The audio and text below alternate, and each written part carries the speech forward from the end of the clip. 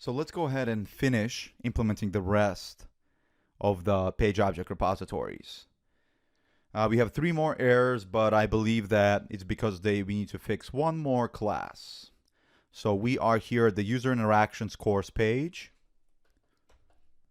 I'm going to add that and create a new object repository type. Create that type. It's going to complain that it needs a parameterless constructor. Let's implement the parameterless constructor. I'm going to move it to its own file. Come back here, initialize that new page object. Not page object, sorry, repository. Pass in the driver.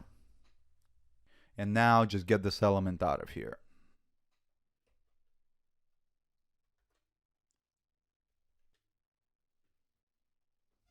Of course, it complains how it doesn't have a reference to this element, so let's utilize our object repository property to give it access to the expanding element locator. Excellent. And I believe that this resolves all of our errors. It does, and what we can do now is go ahead and run the tests to validate that everything is still working.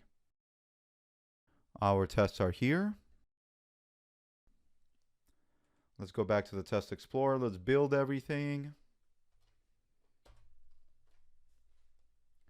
In our Test Explorer, we should see a description of enhanced page objects, which we do. And let's go ahead and run these selected tests.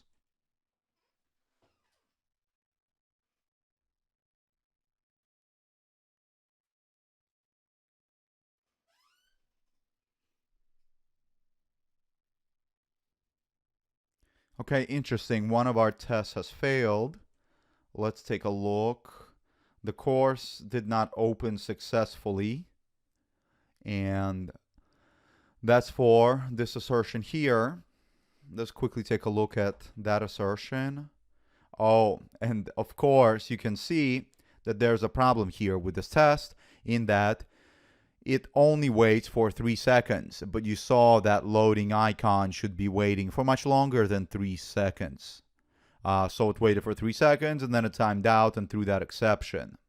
So instead, let's go ahead and wait for up to 20 seconds. Actually 30 seconds, because I believe the message on that loading icon said that it may take up to 30 seconds for the course to load. So let's try to rerun this test now.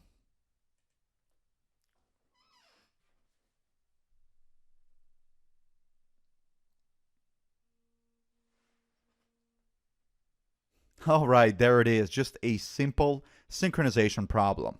And by the way, if you run into synchronization problems, I have an entire free tutorial on synchronization issues. It's Selenium Webdriver synchronization course, where you can learn how to properly synchronize your tests so that they don't fail inconsistently and they're not so flaky. That can help you out if you run into these kinds of issues that you just saw with my test. Anyway, so that's about it. That is the beauty of the object repository. And again, just to do a quick summary, take a look at our courses page. Initializing a base page that creates a dynamic type. And we define this dynamic type whenever we are implementing this base page implementation. And we create that type. We're going to store all of our elements in there. And then we just need to initialize that page whenever we create our child page.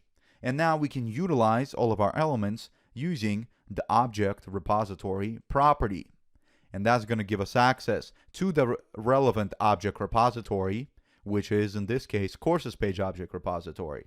Or if it's a user interactions course page object course page, it will be a user interactions course page object repository. So again, utilizing a single keyword will give us access to only the relevant objects.